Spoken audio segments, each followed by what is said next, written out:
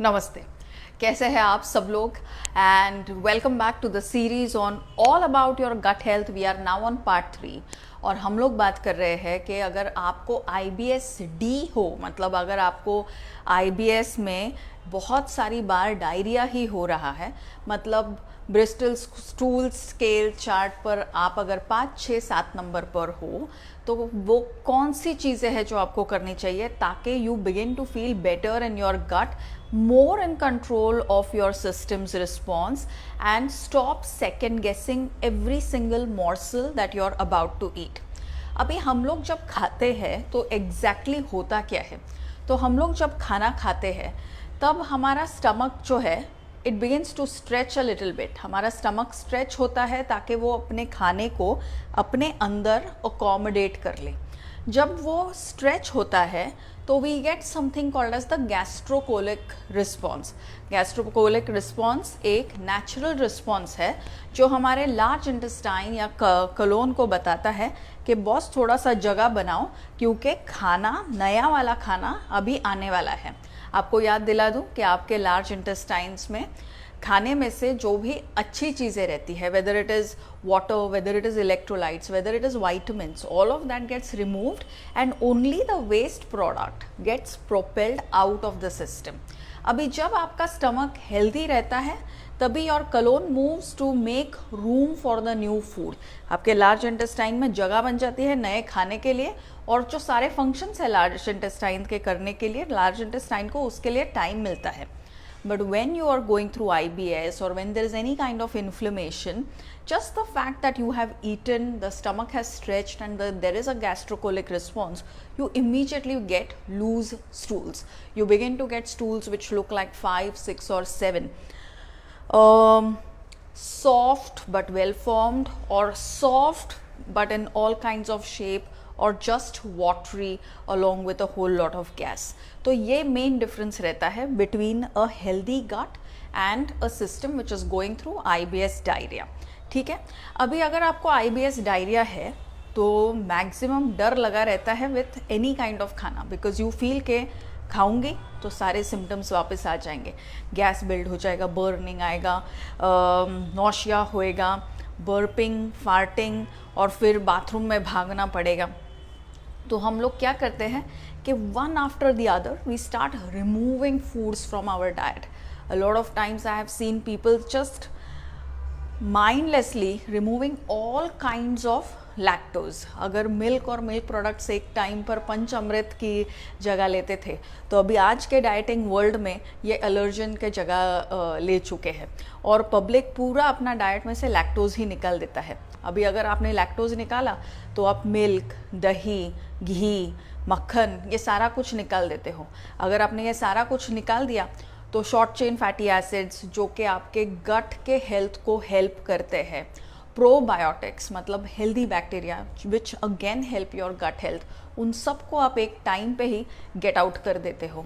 So don't take like an all or nothing approach with your diet. There is really no such magic कि आप बस lactose निकालो और gluten निकालो तो सारा आपका सिस्टम ठीक हो जाएगा। वैसे ही पब्लिक ग्लूटेन भी पूरी तरीके से निकाल देता है, तो रोटियां खाने बंद कर देते हैं। और ये कहावत है कि पेट में ना रोटियां तो सब लगे खोटियां, कि अगर पेट में रोटी नहीं होएगी तो सारा आनंद जीवन का किरकिरा हो जाता है।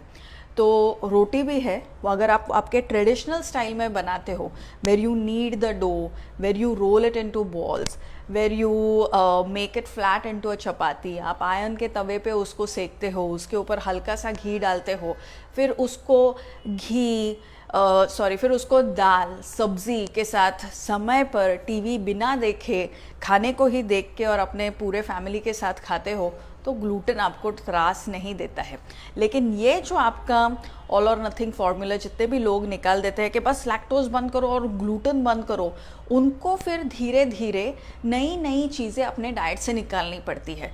फिर धीरे धीरे दाल भी नहीं पचती है, फिर बहुत सारी सब्जियां भी पचनी बंद हो जाती है, और क्या खाए के नंबर्स 2-3 आइटम्स पे आके हम लोग रुक जाते हैं कि बस ये पचता है और ये पचता है और ये पचता है। And then there is a lot of, agar if you start eating very little, then there is loss of diversity in the diet, there is loss of dietary fiber from the diet, and then that leads to more inflammation, more loose stools, more weight loss, more problems with the skin, with the hair, with hormones. It's just endless. वैसे ही sugars को पूरी तरीके से निकालना is an other current formula. Lactose निकालो, gluten निकालो, sugar निकालो. तो फिर खाओ क्या, ये वाला खाओ. सैलड्स खाओ, स्मूदीज खाओ, जूसेस खाओ और चॉकलेट्स पियो और चॉकलेट्स खाओ. और फिर ये पूरे चक्कर में हम लोग का गट कॉन्स्टेंटली इन्फ्लेम्ड ही रहता है. So there are no shortcuts. I'm now going to tell you what is it that you should be eating. But the reason why I spoke about sugars is because diarrhea, when you have IBS diarrhea, you're invariably also dehydrated. And sharbats, homemade traditional sharbats, which use sugar, you know, about a teaspoon of sugar or so that you will use in your glass, don't just rehydrate, but they push back, you know, it's also your chance to get all of the electrolytes and the energy in a very gut soothing way. तो फिर वो चाहे bell का शरबत हो या नींबू का शरबत हो, कोकम का शरबत हो, मोगरे का शरबत हो, गुलाब का शरबत हो, खस का शरबत हो, हमारे यू नो व्हाट्स द शरबत, वरियाली शरबत हो. ये सारे जो शरबत है ये हमारे भारत की सबसे बड़ी देन है. नहीं तो हम लोग ऐसे हो जाएंगे कि हम लोग सिर्फ योगा डे पे योगा भारत का ऐतिहासिक थेरेप्यूटिक फॉर्म सेलिब्रेट करेंगे, लेकिन रोज़मर्रा के ज़िंदगी पे जो थेरेप्यूटिक फूड्स हमारे ही किचन में बनते हैं उनसे हम लोग नाता तोड़ देंगे. So that should not happen. So please don't believe in the all or nothing formulas, and please don't just blindly remove things from your diet. अभी अगर IBS-D से आपको बहुत सारी परेशानी हो तो फिर आपको आपके डाइट में 100% क्या इंक्लूड करना चाहिए. So one of the things that you must include your diet is white butter. White butter यानी मक्खन, मराठी में उसको कहते हैं लोणी. वो घर पर फ्रेश बनता है. It is very high on hydration. वो आप किसी भी भाकरी के साथ खा सकते हो.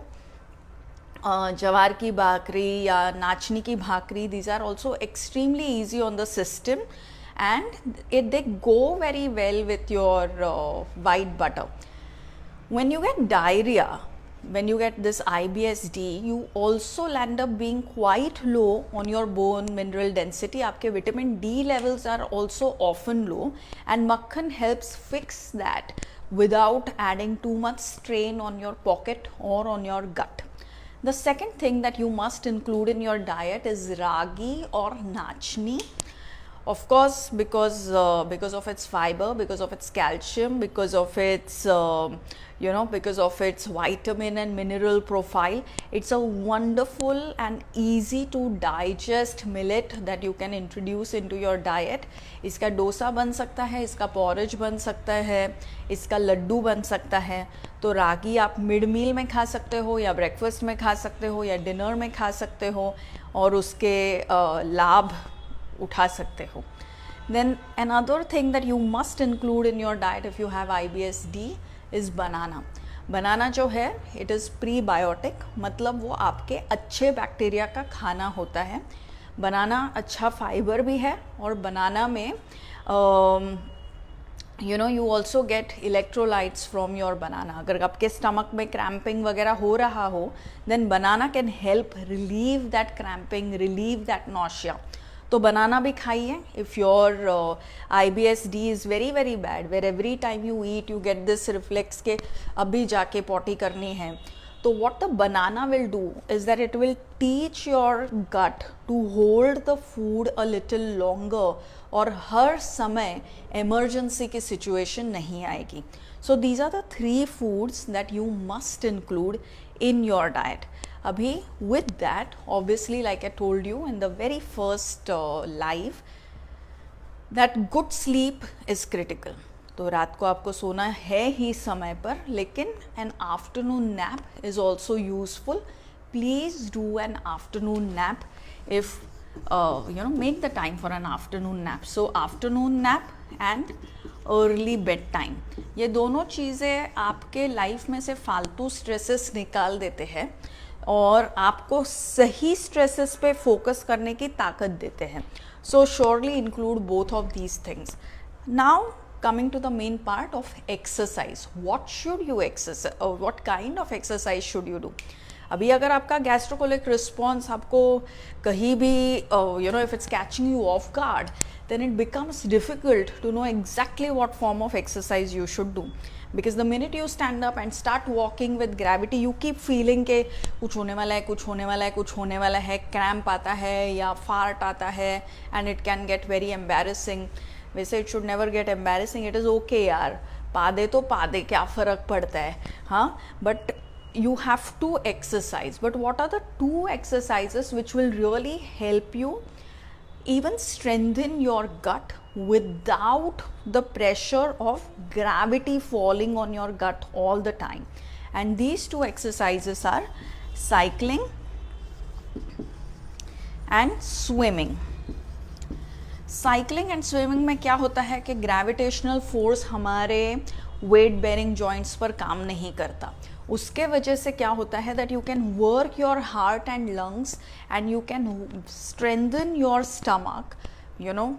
By strengthening your stomach, I mean your stomach learns to hold itself during exercise when the blood is flowing through all of the working muscle groups without feeling any kind of strain.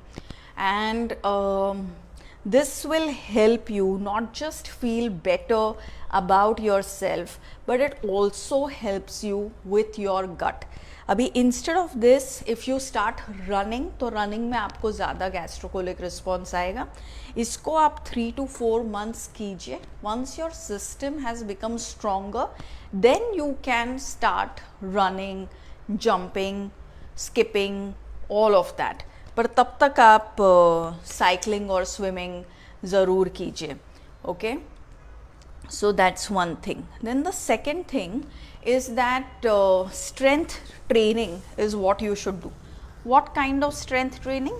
The traditional form of strength training where there is a gap of at least 1 to 3 minutes between 2 sets, where the volume is low, where you're not doing endless repetitions, where you're doing about 8 to 12 reps on every set, where you're training the large muscle groups like your legs, back and chest in the order of legs, back and chest, क्योंकि legs सबसे बड़ा होता है, उससे छोटा muscle back होता है, उससे और भी छोटा muscle chest होता है. So you start with the big muscle and you progress towards the smaller muscle. And don't do exercises like HIIT or the exercises that you see on Instagram. Ball लेके कूद रहे, फेंक रहे, यहाँ पर कुछ मूवमेंट कर रहे हैं, वहाँ पर कुछ मूवमेंट कर रहे हैं, because boss, your stomach has to learn to take it. Otherwise you will have an embarrassing episode just with this exercise. So a lot of people that I work with, they will initially be on this ये वाला smoothie खा लिया, वो वाला salad खा लिया, ये वाला चॉकलेट खा लिया, और बस जंपिंग एंड मूविंग अराउंड का एक्सरसाइज कर लिया, and then complaining that the gut is constantly inflamed and gas is being formed and the stomach feels bloated and the head hurts and the sleep is gone. तो वैसा सब करने की कोई ज़रूरत नहीं है. सीधा साधा घर का खाना खा के, मक्खन, नाचनी, बनाना, समय पर खा के और रेगुलर एक्सरसाइज करके, like cycling, swimming and more classical और technically correct forms of strength training करके आप आपके गट का इन्फ्लेमेशन रिड्यूस कर सकते हो, and you can bring your watery and basically your watery stools towards the more well formed stools. So you can hope to be in that range of the healthy stool just by making small changes to your diet and exercise. So here's more education and power and empowerment to making right choices with your diet and exercise coming your way. I hope you found this session useful and that you're able to implement all of these changes into your daily life. Thank you very much for watching. See you tomorrow with IBS-M के अगर आपको दोनों का mix हो रहा है, कभी constipation तो है और कभी diarrhoea, then what are the changes that you need to bring in your day-to-day lifestyle? Thank you for watching. Bye bye.